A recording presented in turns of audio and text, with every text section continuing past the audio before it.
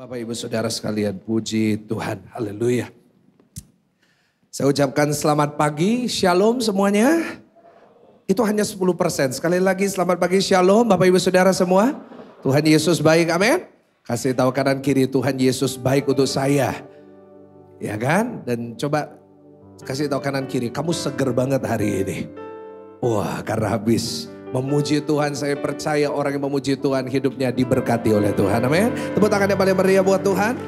Ya, hari ini kita memasuki bulan Oktober.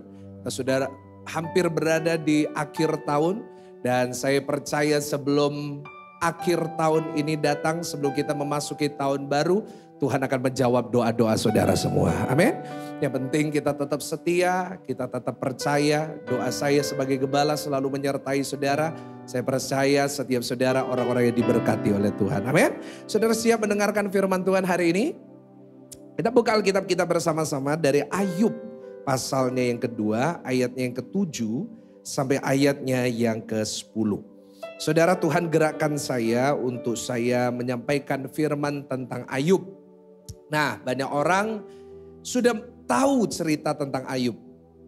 Tetapi saya rasa dari banyak orang yang bicara dengan saya rasa banyak orang tidak mengerti sepenuhnya atau tidak melihat seluruh cerita dari Ayub. Banyak orang hanya tahu bagian awal di mana Ayub kehilangan segalanya dalam kehidupannya. Lalu Tuhan pada akhirnya pasal 42 mengembalikan 2 kali lipat dari apa yang dia punya. Tetapi apa yang terjadi di tengah-tengah dari 42 pasal ini, banyak orang yang mungkin kurang tahu. Bahkan ada nama-nama yang saya yakin mungkin hari ini akan pertama kali saudara dengar. Tetapi itu tugas saya sebagai gembala untuk saya mengajar kepada jemaat. Supaya jemaat tidak hanya mendengar tentang berkat-berkat, tetapi setiap jemaat yang digembalakan di GCS Pakuwon Mall dan GCS Online, saudara semuanya bertumbuh di dalam Tuhan. Yang mau katakan amin ya. Dan saya rasa kita hari ini akan bertumbuh lewat kisah tentang Ayub. Karena kalau kita melihat dalam sejarah pembentukan Alkitab, di mana Alkitab kita ada 66 kitab. Ayub dimasukkan di tengah-tengah Alkitab sebelum Mazmur. Karena ada satu alasan yang penting yang hari ini kita akan belajar. Seakan-akan Tuhan begitu kejam kepada Ayub. Seakan-akan Tuhan itu sepertinya tidak punya kasih terhadap Ayub, di mana dia kehilangan semuanya. Tapi hari ini saya mau tunjukkan kepada saudara apa maksud dari kitab Ayub. Saudara siap menerimanya, amin? Ayub 2 ayat 7 sampai ayatnya yang ke-10. Bisa ditampilkan di monitor saya, belum muncul. Gak apa-apa ya, yang di belakang mungkin di monitor saya bisa dimunculkan. Kita baca bergantian Ayub pasalnya yang kedua. Ayat yang ke-7 sampai ayat yang ke-10 kita bergantian. Ya, saya baca ayat 7, saudara 8 dan kita bergantian sampai ayatnya yang ke-10. Demikian firman Tuhan. Kemudian iblis pergi dari hadapan Tuhan. Lalu ditimpanya Ayub dengan barah yang busuk. Dari telapak kaki sampai ke batu kepalanya. 8. Lalu ada sekeping beling untuk menggaruk-garuk badannya. Sambil duduk di tengah-tengah. Maka berkatalah istrinya kepadanya. Perhatikan, masih bertekunkah engkau dalam kesalehanmu? Kutukilah Allahmu dan matilah. Ayat 10 baca. Tetapi jawab Ayub kepadanya apa? Engkau... Stop di sini Pak, tolong jangan ulangi ayat ini di rumah ya. Kau berbicara seperti perempuan gila. Lanjut, apakah kita mau menerima yang baik dari Allah tetapi tidak mau menerima yang buruk? Dalam kesemuanya itu Ayub tidak berbuat dosa dengan apa? Nah, kita sudah tahu sampai di sini. Kita sudah tahu kisah tentang Ayub.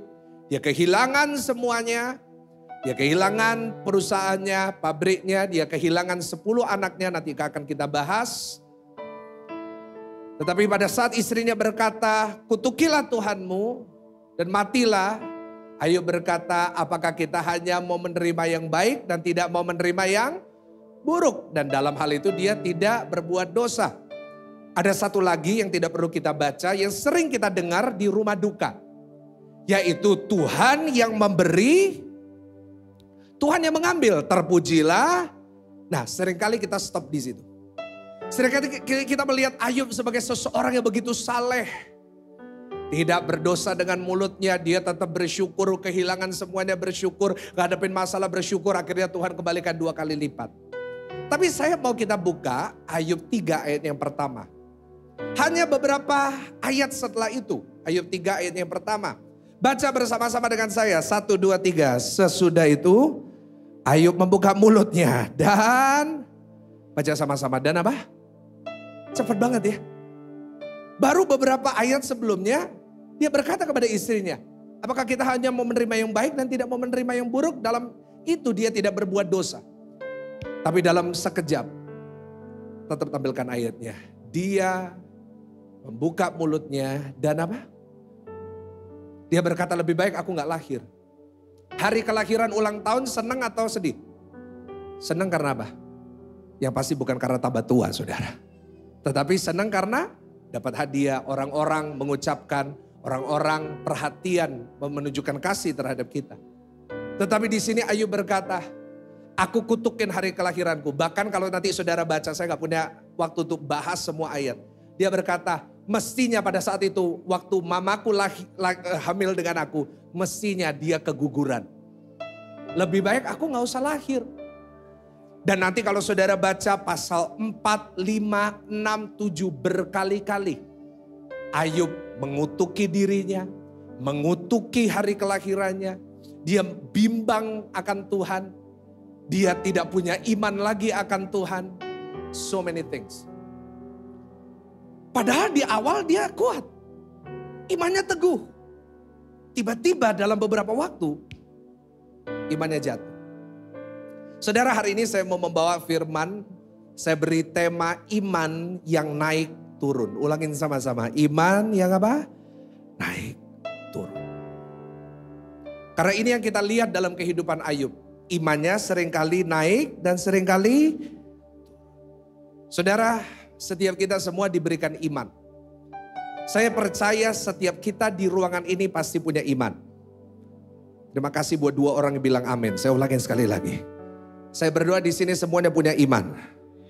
Amin. Kita semuanya punya iman. Kalau enggak, buat apa kita di sini? Kalau kita enggak punya iman, mendingan kita lagi di luar, kita bisa jalan-jalan. Tapi kita berada di sini karena kita percaya kepada Tuhan. Yang setuju katakan amin.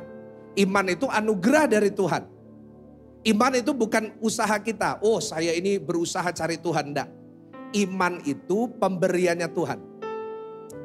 Karena banyak orang di luar sana dengar khotbah dari semua pendeta, nggak bisa percaya. Banyak orang di luar sana lihat mujizat terjadi, tetap nggak percaya. Kalau hari ini saudara dan saya duduk di sini bisa percaya, itu semua karena anugerah Tuhan. Kasih tepuk tangan yang paling meriah, tepuk tangan. Yes, itu iman. Tapi dari pengalaman iman saya dengan Tuhan, dalam perjalanan saya sebagai hamba Tuhan dan juga sebagai orang Kristen, saya rasa bahwa banyak kali dalam kehidupan kita, iman kita seringkali bisa naik, seringkali bisa apa? Dan bahkan bisa berubahnya dalam sekejap.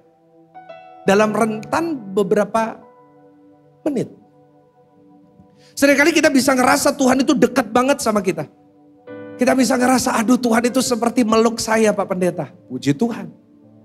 Pastor saya di gereja, saya merinding. Saya bilang mungkin AC-nya kedinginan ya kan. Tapi ada orang yang ngerasa ngerinding, itu ngerasain Tuhan. Oke, saya gak bisa menyalahkan. Tetapi beberapa waktu kemudian tiba-tiba orang yang sama bisa merasa Tuhan itu jauh banget. Pernah gak sih ngerasain kayak gitu atau cuma saya? Seringkali kita di gereja kita ngerasa Tuhan itu baik banget. Tuhan itu sayang sama kita. Tuhan peduli, Tuhan itu memberikan kita kekuatan. Kita lebih dari pemenang, kita kuat. Tapi pada saat kita kembali hari Senin ke tempat kerja kita, saat mulai berita udah mulai masuk, saat WA yang buruk udah mulai masuk, saat kita menghadapi suami kita yang kepala batu, saat kita ketemu dengan istri kita yang ngomongnya gak bisa berhenti, saat kita ketemu dengan anak-anak kita yang keras kepala, iman kita mulai lemah. Kita merasa Tuhan ini kok jauh banget. Nah saudara, inilah kehidupan orang-orang yang percaya, realitanya. Sekali lagi kadang-kadang iman itu bisa naik, kadang-kadang bisa apa? Loh tadi kita lihat di ayat 10, Ayub 2 ayat 10. Dia berkata sama istrinya, no. Kita tidak boleh hanya mau menerima yang baik, yang buruk pun juga diterima. Dia gak berbuat dosa. Tapi dengan begitu gampangnya beberapa ayat kemudian dia berkata, aku kutuki hari kelahiranku. Imannya menurun drastis. Bukankah yang sama juga terjadi kepada Petrus? Petrus berada di sebuah perahu bersama dengan 11 sahabatnya, 12 murid Yesus. Naik perahu itu tiba-tiba ada tornado datang. Mereka ketakutan, tiba-tiba di tengah angin sakal itu ada Yesus. Yesus berjalan di atas air. Petrus teriak, Tuhan jika itu engkau suruh aku berjalan di atas. Apa yang terjadi? Tuhan bilang datang. Petrus keluar dari perahu berjalan di atas air. Semua murid-murid yang lain cuma bisa ngeliatin. Tetapi gak sampai beberapa detik kemudian. Dikatakan di saat angin itu dirasakan oleh Petrus. Tiba-tiba dia mulai tenggelam dan teriak minta tolong kepada Yesus. Dari iman yang berjalan di atas air, dalam sekejap menjadi iman yang tenggelam. Petrus yang begitu beriman, dia berkata sama Yesus, Guru, kalau engkau disalib, aku pun juga ikut disalib. Dalam waktu singkat tidak sampai 1 hari.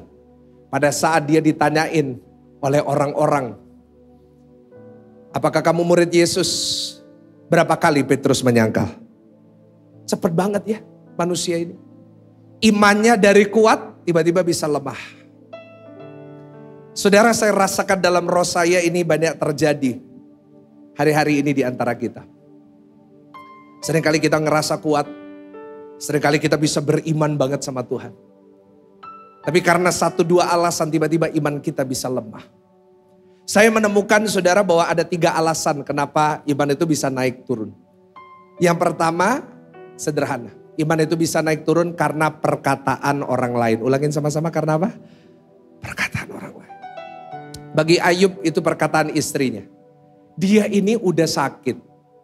Udah kehilangan semuanya. Istrinya masih bisa ngomong, kutukilah Tuhanmu dan matilah. Itu namanya udah jatuh ketimpa tangga, digigit anjing. Nah itu. Perkataan istrinya sangat melemahkan dia. Dan tanpa kita sadari Bapak Ibu. Sering kita juga perkataan kita tanpa kita sadari. Juga melemahkan iman suami kita atau iman istri dan anak-anak kita.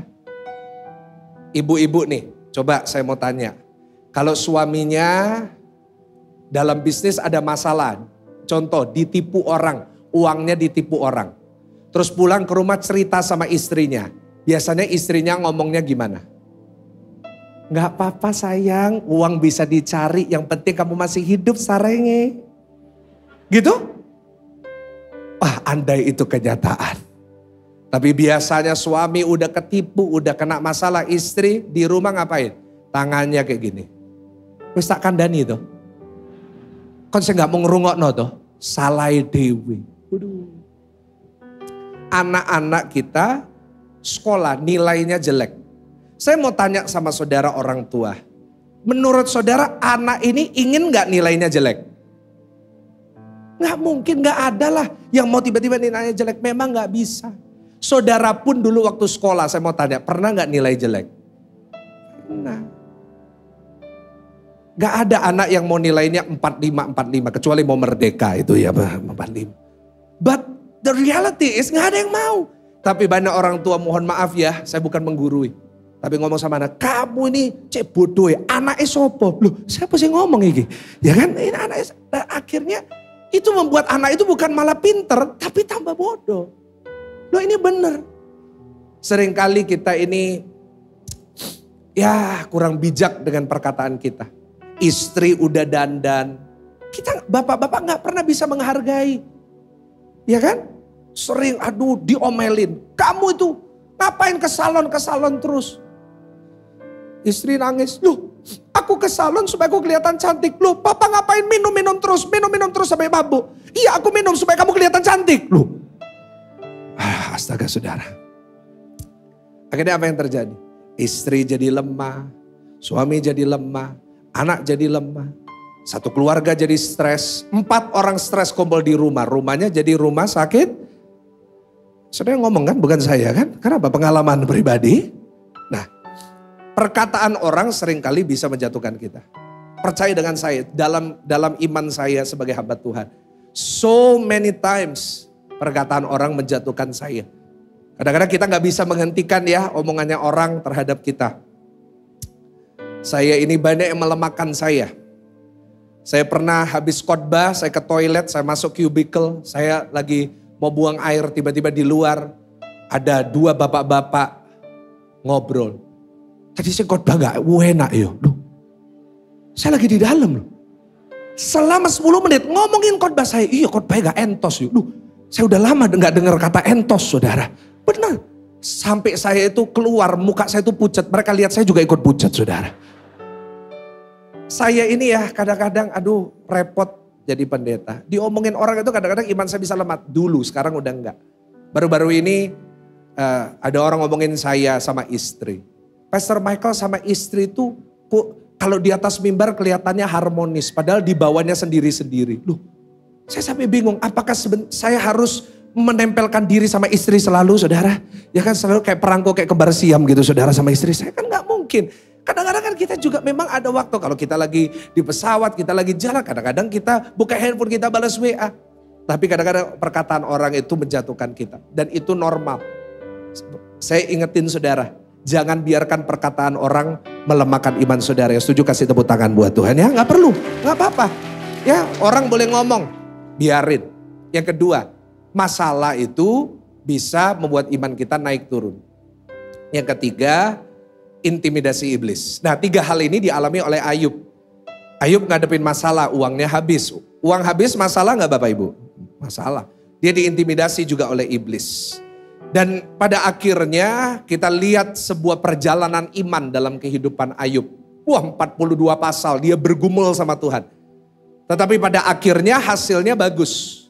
Hasilnya imannya tidak lagi naik turun. Tapi imannya menjadi iman yang teguh. Sama-sama katakan iman yang teguh. Gak lagi naik turun tapi imannya tetap kuat. Dan doa saya setiap saudara memasuki akhir tahun ini punya iman yang teguh. Kasih tahu kanan kiri imannya harus teguh. Nah untuk itu kita harus belajar dari kisah Ayub. Tapi saya nggak mungkin menceritakan 42 pasal buat saudara. Saya rangkumkan. Saudara Ayub itu siapa? Saya ceritain dikit ya, boleh ya? Saudara Ayub ini seorang yang benar di hadapan Tuhan. Dia saleh di hadapan Tuhan. Ya, dia punya 1 istri, 10 anak. Nah zaman dulu kan orang seperti itu. Banyak anak, banyak. Nah karena uang sekolah belum mahal. Nah sekarang beda cerita. Ya kan? 10 anak. Dia orang kaya punya banyak pabrik, mobilnya banyak. Kau tahu mobilnya? Dikatakan untanya banyak. Zaman dulu mobilnya itu unta.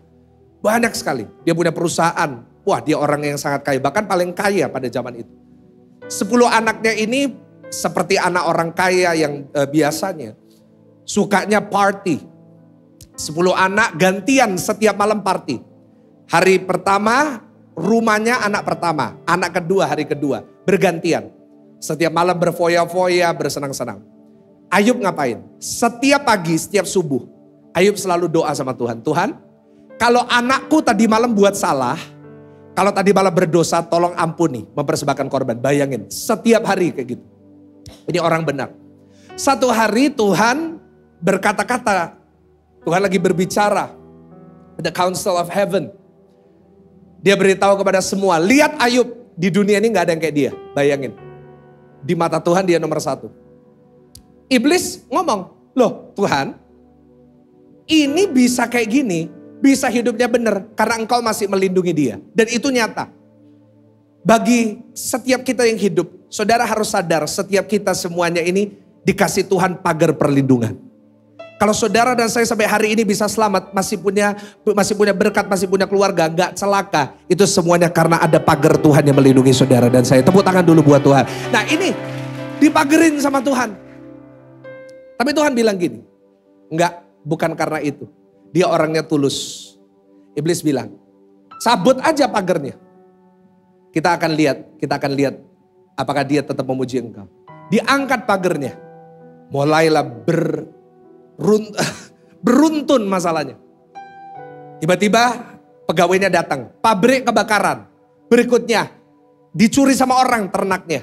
Tiba-tiba anaknya lagi party, 10 anak lagi party. Atap bisa jatuh, 10 anaknya jadi empal penyet. Habis. Kehilangan semuanya. Istrinya ngutukin dia, satu badan dari kaki sampai atas, semuanya borok. Garuknya pakai beling. Bayangin, begitu gatalnya sampai beling. Aduh. Dia berduka, dia taruh abu di atas kepala. Zaman dulu orang kalau berduka tuh pakai abu di atas kepala. Tiba-tiba, nah biasanya orang taunya sampai situ. Lalu Tuhan memulihkan dia. Nah, yang kita tidak tahu adalah tiba-tiba ada 3 teman dari Ayub yang datang untuk ngapain? Apa? Maisong. Loh, bukan saudara. Ya, menghibur ya. Ya benar sih, maisong terhadap anaknya.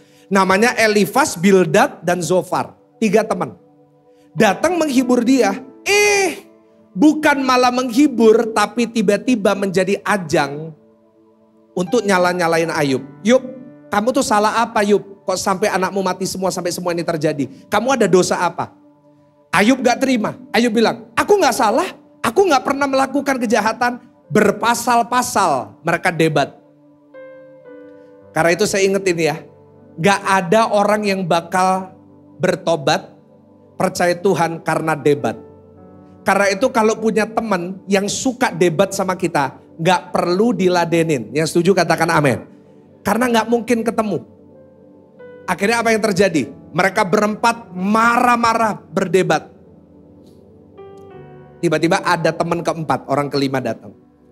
Namanya adalah Elihu. Elihu ini paling muda. Yang lain ini udah senior, udah tua-tua. Elihu ini yang paling muda. Karena itu pesan saya buat saudara, jangan pernah meremehkan orang muda. Jangan suka pakai istilah gini, anak baru lahir kemarin sore. Kenapa gak kemarin pagi saudara? Kemarin sore kita suka ngeremehin orang. Saya mau kasih tahu, seringkali yang muda pun bisa dikasih kebijaksanaan dari Tuhan. Ya percaya, kasih tepuk tangan dulu buat Tuhan. Jadi jangan ngeremehin. Elihu ini paling muda. Masih muda banget. Dia datang, dia tunggu semua yang tua-tua ngomong. Mereka udah debat, mereka udah capek. Elihu ngobrol. Saya mendengarkan semuanya ini. Semuanya salah. Karena gak sesuai dengan firman. Dia mulai menjelaskan kenapa ini terjadi. Kenapa ini terjadi? Oh bagus banget Elihu. Kalau nanti ada waktu kita belajar dari perkataan dari Elihu. Tiba-tiba setelah Elihu berkata seperti itu, Tuhan datang dengan awannya. Dan mulai Tuhan berperkara sama mereka. Waduh keren banget ceritanya. Kalau dijadiin film keren banget. Tuhan cerita sama mereka. Dia menggambarkan dengan kuda Nil, dengan buaya. Wah bagus banget. Karena itu disebut kitab syair. Dan akhirnya kesimpulannya adalah Ayub sadar bahwa dia salah. Bukan karena dia berbuat dosa, enggak. Tapi dia punya salah pengertian sama Tuhan. Dan akhirnya apa yang terjadi? Setelah Ayub berdoa buat teman-temannya. Akhirnya Tuhan memulihkan keadaan Ayub, dikembalikan berapa kali lipat? 2 kali lipat. Hari ini kita mau belajar. Apa yang membuat imannya dari iman yang naik turun menjadi iman yang teguh. Saudara mau punya iman yang teguh, yang mau katakan amin. Kita belajar sama-sama dari Ayub. Ayub pasal 42. Ayatnya yang pertama sampai ayatnya yang keempat. Ayo. 2 poin saja hari ini, biasanya 3 tapi hari ini 2. Karena hari ini saya mau mendalami sedikit. Kita baca dari ayat 1 sampai 4, saya akan bacakan buat saudara. Demikian firman Tuhan. Ini di akhir ceritanya nih, setelah semua debat dan lain-lainnya dikatakan. Maka jawab Ayub kepada Tuhan. Aku tahu bahwa engkau sanggup melakukan segala sesuatu dan tidak ada rencanamu yang gagal. Ayat 3-4 baca sama-sama. 1, 2, 3. Firmanmu, siapakah dia yang menyelubungi keputusan tanpa pengetahuan? Itulah sebabnya tanpa pengertian aku telah bercerita tentang hal-hal yang sangat ajaib bagiku dan tidak. Kata kuncinya adalah tanpa pengetahuan. Nah saudara ayat 4 sama-sama. Firmanmu, dengarkanlah. Berfirman, aku akan menanyai engkau supaya engkau memberitahu aku. Saudara, di sini kita lihat setelah Ayub nyalain Tuhan, setelah semuanya Ayub sadar. Ayat 3 tampilin. Dia berkata gini, tanpa pengertian aku berbicara tentang Tuhan. Ini poin yang pertama. Kesadarannya dan akhirnya ini membuat dia punya iman yang teguh. Yaitu yang pertama, supaya kita bisa punya iman yang teguh, catat. Kita harus memiliki dasar yang kuat. Ulangin sama-sama. Memiliki apa saudara? Dasarnya harus kuat dulu. Fondasinya harus kuat dulu. Kalau kita bangun rumah, yang penting bangunannya atau fondasinya? Fondasinya. Kalau bangunannya bagus pun fondasinya gak kuat, gampang runtuh, gampang hancur. Saudara, dasar itu penting. Sama-sama katakan dasar itu penting. Ayub gak punya dasar. Karena itu dia pada akhirnya dia berkata, tanpa pengertian aku berbicara tentang Tuhan. Dasarnya gak kuat. Orang kalau bicara dasarnya gak kuat, pasti argumennya gagal. Pasti akhirnya bisa ditemukan kesalahannya. Karena gak punya dasar perkataannya. Gak ada buktinya, gak ada textbooknya. Nah, kita mau belajar sama-sama dari Ayub. Kita kembali ke ceritanya. Ayub kehilangan semua. Dia ngutukin hari kelahirannya. 3 sahabatnya datang. 3 sahabatnya ini datang mau menghibur. Tetapi saya ingin tunjukkan. Mestinya tujuannya menghibur, tapi akhirnya jadi ajang penghakiman. Mereka mestinya menghibur, tapi akhirnya dipakai sama iblis untuk menghakimi. Akhirnya mereka mulai menghakimi Ayub. Mulai memfitnah Ayub. Bapak Ibu, dalam kehidupan kita, seringkali ini bisa terjadi. Karena kita merasa diri kita benar, kita jadi orang yang suka menghakimi. Tapi saya berdoa ya di tempat ini, setiap jemaat yang saya gembalakan di GSJS Pakuan Mall dan GSJS Online, saudara bukan jadi orang-orang yang suka menghakimi. Yang setuju katakan amin. Jangan. Gereja ini gak boleh jadi ajang menghakimi orang lain. Kita lihat orang, wah kita menghakimi. Gak boleh. Kita di gereja ini menerima semua orang. Apa adanya. Kita gak boleh menghakimi. Karena menghakimi orang itu bisa membuat orang lemah iman. Bahkan orang itu bisa murtad gak mau ke gereja. Karena apa? Dihakimi. Orang itu bisa muak sama orang Kristen. Bukan karena gerejanya, bukan karena Tuhannya. Tapi karena orang-orang Kristen seringkali terkenal suka Karena itu kita gak perlu ya. Kalau ada orang mulai ngomongin orang lain, kita gak usah ikut-ikut. Kok gak ada yang amin, gak setuju saudara? Kalau ada orang udah mulai kumpul nih, bibirnya udah lincip. Kau tahu? Tahu gak? Gak usah ikut. Stop di situ, kita bahas yang lain. Bahas aja TikTok shop kenapa tutup. Nah itu udah cukup. Gak usah kita ikut ngomongin orang. Ada orang mulai ngomongin hamba Tuhan tertentu. Gak usah ikut-ikut. Gak usah, oh tahu gak? Kalau ini gereja ini. Gak perlu kita menghakimi gereja lain. Gak perlu menghakimi orang lain. Gak perlu menjelekkan orang. Yang setuju katakan amin. Karena itu bisa ngelemahin orang lain. Kita ngomongin sesama orang Kristen. Orang tidak percaya Tuhan dengar. Dia gak akan mau jadi orang Kristen. Setuju gak sama saya? Kita orang Kristen dipanggil jadi garam dan terang. Kemanapun kita pergi jangan menghakimi orang. Kita kasih orang lain biar kita menangkan jiwa-jiwa buat Tuhan. Kasih tepuk tangan. Aduh, yang namanya teman-temannya Ayub, Elifas dan kawan-kawan ini. Loh kok malah gak menghibur, gak nguatin, kok malah menghakimi. Yub, kamu salah apa Yub? Ayo cerita aja gak apa-apa. Loh buat apa? Apa gunanya? Dan Ayub denger gitu, dia marah. Dia imannya makin lemah, makin dia berkata ya udah aku mati aja. Nanti baca di rumah. Dia berkata udah lebih baik aku gak usah hidup. Aduh lebih baik kalau memang aku ada dosanya, lebih baik aku gak ada, lebih baik mamaku dulu keguguran waktu ngelahirin aku. Kenapa? Dia bisa makin lemah. Dengar perkataan fitnahan orang lain. Karena dasarnya gak kuat. Dan inilah strategi iblis untuk menjatuhkan kita. Dia cari orang-orang yang dasarnya gak kuat. Supaya apa? Supaya dia bisa mengintimidasi, bisa memfitnah, bisa menghakimi saudara. Sehingga saudara runtuh imannya. Tuhan Yesus itu kasih pengajaran tentang ini. Buka Lukas 6 ayat 47-49. Ayo. Pastor, orang ke gereja dengar firman juga bisa diserang sama iblis. Jelas bisa. Lukas 6 ayat 47-49. Ayo. Dikatakan setiap orang yang datang kepadaku dan mendengarkan perkataanku, artinya ke gereja dengar firman, serta melakukannya, aku akan menyatakan kepadamu dengan siapa ia dapat disamakan. 48 baca sama-sama, 1, 2, 3. Ia sama dengan seorang yang mendirikan rumah. Orang itu menggali dalam-dalam dan fondasinya di atas batu. Ketika datang air bah dan banjir melanda rumah itu tidak dapat apa? Digoyahkan. Karena rumah itu kokoh. 49 lebih keras. Akan tetapi barang siapa mendengar perkataanku ke gereja dengar firman. Tetapi tidak apa? Ia sama dengan seorang yang mendirikan rumah di atas tanah tanpa dasar. Ketika banjir melandanya, rumah itu segera rubuh dan hebatlah. Orang kalau dengar firman gak melakukan itu seperti orang yang gak punya dasar imannya. Cuma datang ke gereja, cuma sekedar gitu aja. Oh, aku datang ke gereja, ya udah. Cukup pokoknya setor muka, Pastor Michael lihat saya, puji Tuhan. Saya gak ditanyain kok gak ke gereja. Loh, kita ke gereja dengerin firman itu bukan untuk absen. Bukan untuk kita sekedar supaya gak merasa bersalah. Tapi kita di sini semuanya lagi bangun iman kita. Kita lagi bangun supaya saat masalah datang kita gak runtuh. Tapi kita tetap kokoh. Itu yang kita lakukan. Jadi kalau kita beribadah, kita harus bangun dasar itu. Kenapa banyak orang Kristen dikit-dikit bilang, aku gak gereja-gerejaan, gak Yesus-Yesusan. Dasarnya gak kuat. Doa saya di sini semua punya dasar yang kuat. Dasarnya apa? Dasar dari hidup kita itu firman Tuhan. Sama-sama katakan dasar hidup kita apa? Firman. Karena itu orang Kristen harus suka dengar firman. Saya ulangi sekali lagi. Orang Kristen harus suka apa? Jangan sukanya cuma praise and worship. Saya gak salahin orang suka praise and worship. Kita di GSJS praise and worship kita seriusin. Dan sudah menjadi berkat. Kasih tepuk tangan buat GSJS Worship ya. Satu tim luar biasa.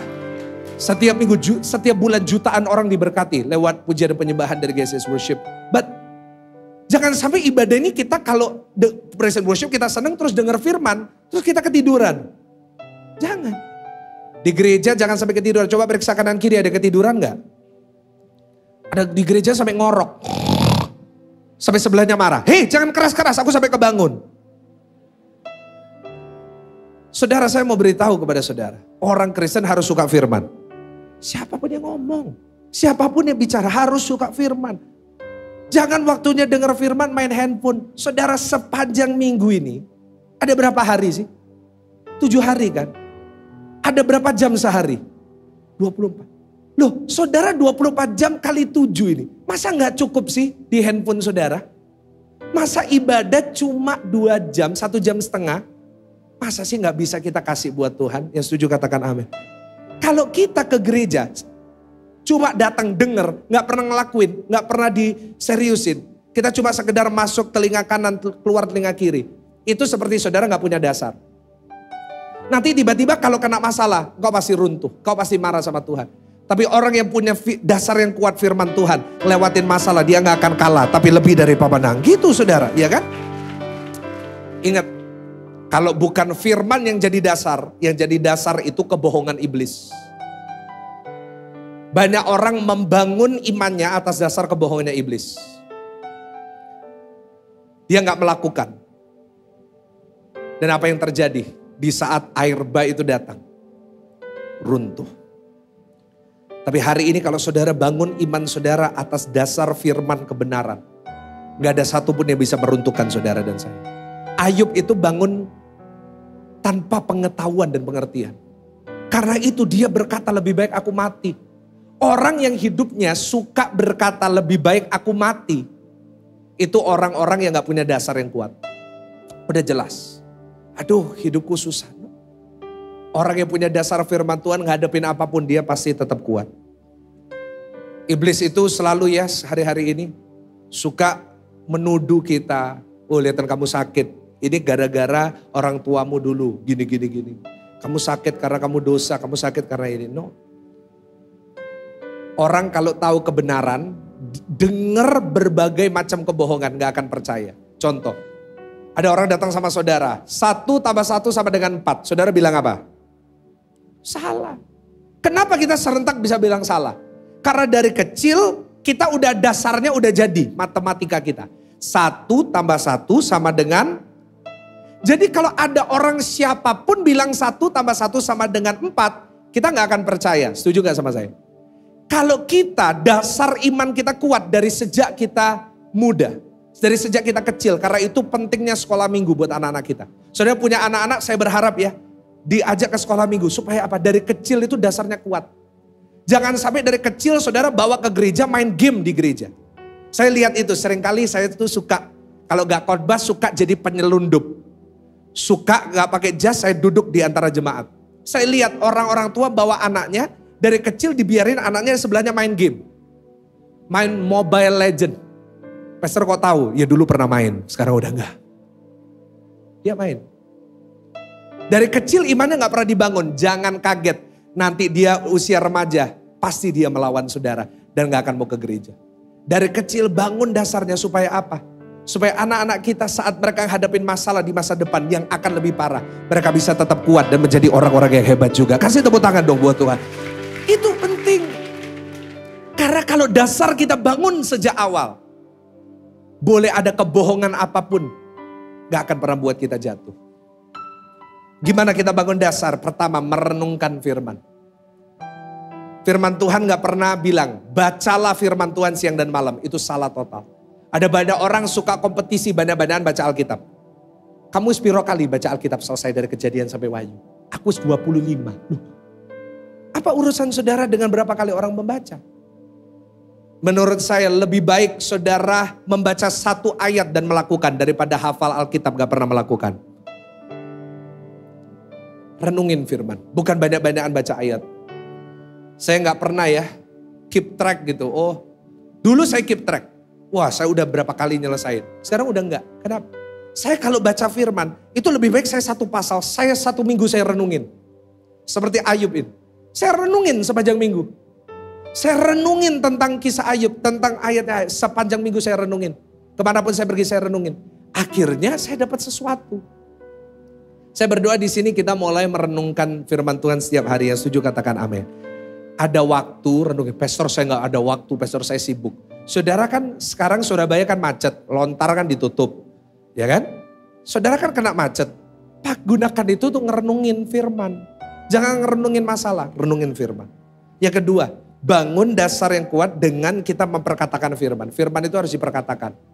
Karena itu saya kalau di doa pagi, saya kalau di sini, ayo baca sama-sama. Kenapa saya suruh saudara baca sama-sama, saya suruh saudara aminkan, saya suruh saudara ulangi, saya suruh tulis di live chat. Supaya itu kita perkatakan. Iman timbul dari pendengaran. Pendengaran akan firman Kristus. Yang ketiga, beritakan firman. Kemanapun kita pergi menginjil. Karena saat kita memberitakan firman, firman itu kembali kepada kita. Apa yang kita tabur, kita tuai dan menguatkan iman kita. Kasih tepuk tangan buat firman Tuhan yang luar biasa. Pemain musik boleh bantu saya naik. Ayat terakhir, Ayub 42 ayat 5. Ayub 42 ini kelima. Ayo ayat terakhir kita baca dengan suara yang keras. 1, 2, 3. Hanya kata orang saja, aku dengar tentang engkau. Tetapi memandang engkau. Yang pertama tadi, kalau saudara mau punya iman yang teguh, harus punya dasar yang apa tadi?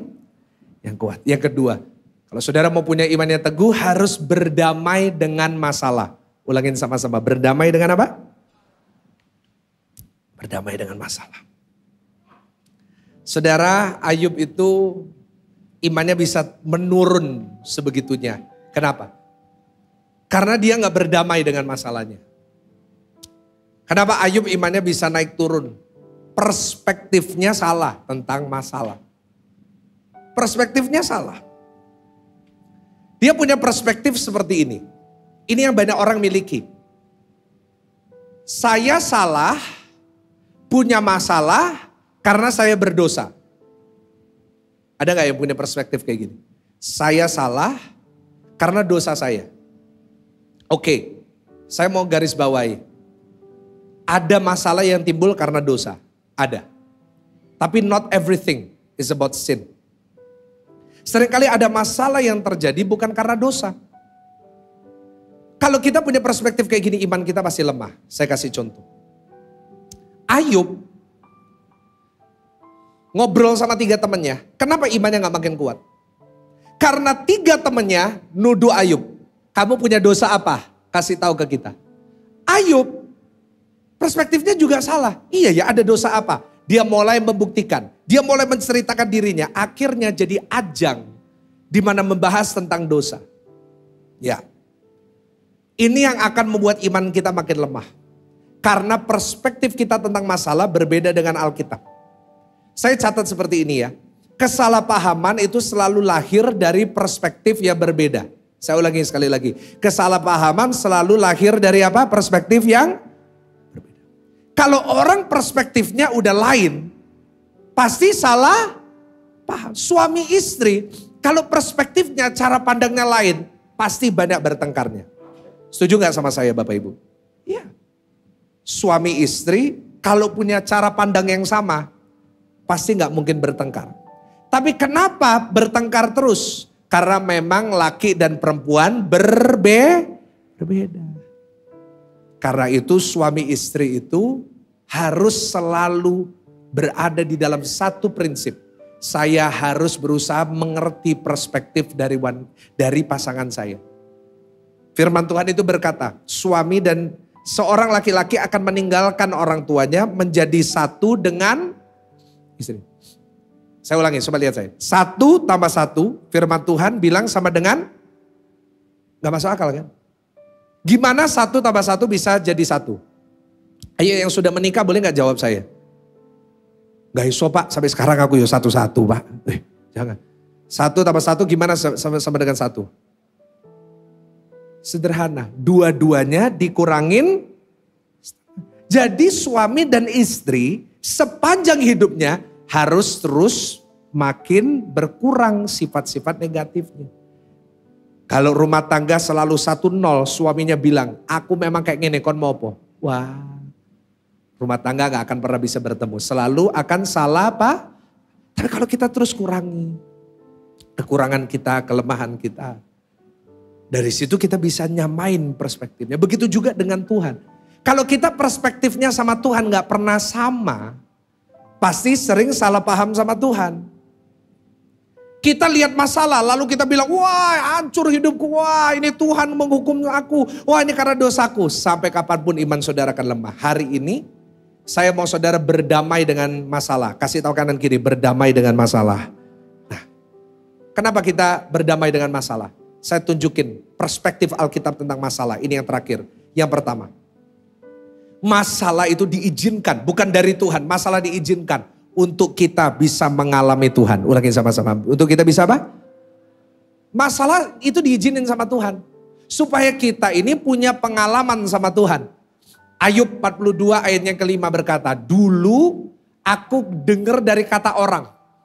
Tetapi sekarang mataku sendiri memandang engkau. Itu namanya pengalaman sama Tuhan. Kenapa masalah diizinkan dalam hidup Bapak Ibu Saudara dan saya? Supaya punya pengalaman. Orang yang punya pengalaman dengan Tuhan, imannya pasti lebih kuat. Saya iman Pastor Michael Gunawan 2019 sama 2023 pasti lain. Iman saya hari ini jauh lebih kuat dari saya dulu. Kenapa? Karena saya 2020, 2021, 2022 banyak pengalaman bersama dengan karena masalah. Ya. Orang yang punya banyak pengalaman, hidupnya akan lihat lebih berhasil daripada yang tidak. Kenapa? Sederhananya gini, saudara punya perusahaan, cari pegawai. Cari yang punya pengalaman atau gak punya pengalaman? Kalau orang ini pengalamannya banyak, gajinya lebih tinggi atau lebih rendah? Pasti kita cari pengalaman. Kenapa? Karena kita tahu orang yang punya pengalaman lebih tangguh. Ngadepin masalah gak panik. Ngadepin masalah dia santai, dia bisa nyelesain bukan membesarin. Begitu juga sama Tuhan. Tuhan ingin saudara dan saya, kenapa dia izinin masalah dalam hidup saudara hari ini? Supaya kita punya pengalaman dengan Tuhan. Dan pada akhirnya kita akan menjadi pribadi yang lebih kuat lagi. Kasih tepuk tangan yang paling meriah. Yang kedua, cepat. Yang kedua, kenapa perspektif Alkitab tentang masalah? Yang kedua, masalah diizinkan untuk kita bisa berubah ke arah yang lebih baik. Kasih tahu kanan kiri, berubah. Ayub akhirnya berubah. Dia melawan teman-temannya, dia berdoa buat teman-temannya. Ayub yang marah sama Tuhan, dia mencabut perkataannya. Aku gak akan bicara seperti ini lagi. Orang kalau ngalamin masalah, seharusnya nih berubah ke arah yang lebih baik. Karena saat dia berubah ke arah yang lebih baik, kapasitasnya akan bertambah. Dan yang ketiga, yang terakhir, kita bangkit berdiri bersama-sama. Kita baca poin yang ketiga sama-sama. Yang pertama, tampilin. Masalah diizinkan supaya kita bisa apa? Saya doa di sini banyak orang-orang yang banyak pengalaman sama Tuhan. Yang kedua, masalah diizinkan untuk kita berubah ke arah yang lebih baik. Kita jadi lebih sabar, kita jadi lebih tenang, kita jadi lebih sukacita, kita jadi lebih tangguh. Yang ketiga, masalah diizinkan untuk kita bisa naik level. Pada akhirnya Ayub dikembalikan 2 kali lipat. Ternaknya 2 kali lipat. Perusahaannya 2 kali lipat. Anak-anaknya dikembalikan. Istrinya berapa kali lipat? Ya jangan 2, 1, tetap 1. Kenapa Tuhan tunggu? Dia ngadepin masalah. Baru dikasih 2 kali lipat. Karena pada saat dia ngalamin masalah itu. Dia sedang memperbesar kapasitasnya. Orang yang punya pengalaman sama Tuhan, pasti akan dipercaya dengan lebih banyak. Karena itu jangan pernah usir masalahmu. Yusuf sama 11 saudaranya, lebih banyak mana pengalaman sama Tuhan? Yusuf. Di saat Ruben sedang menikmati apa yang dimiliki oleh Yakub ayahnya. Pada saat di tanah Kanaan sedang berlimpah susu dan madu. Ruben, Yehuda, semua lagi di rumah minum anggur dari ayahnya. Yusuf lagi di penjara. Yusuf di rumah Potifar sebagai budak. Kelihatannya lebih enak Ruben. Tapi pada akhirnya yang Tuhan pakai adalah Yusuf. Karena itu firman Tuhan berkata, jangan engkau iri dengan berkat orang fasik. Kadang-kadang itu buat iman kita lemah bukan? Pak, dia hidupnya kotor, uangnya lebih banyak. Semua bisnisnya berhasil. Jangan iri. Firman Tuhan berkata jangan apa? Iri sama mereka. Karena ceritanya belum selesai Pak. Jangan lihat itu cerita cuma satu bagian. Lihat seluruhnya. Kelihatannya lebih menang Potifar waktu dia memfitnah Yusuf. Tapi pada akhirnya yang banyak masalah, banyak pengalaman sama Tuhan dan tetap mempertahankan kebenarannya. Justru yang dipakai sama Tuhan. Saya gak tahu masalah saudara apa. Yang pasti semua punya masalah. Tapi hari ini katakan kepada masalah kita damai. Katakan kepada masalah kita apa saudara? Damai sama masalah. Gak apa-apa. Makin berat masalahnya, makin besar berkatnya. Siapa di sini siap punya masalah besar? Loh gak ada yang katakan loh, jadi gimana ini saudara? Saya percaya Tuhan yang besar memampukan saudara untuk menghadapi masalah-masalah yang besar.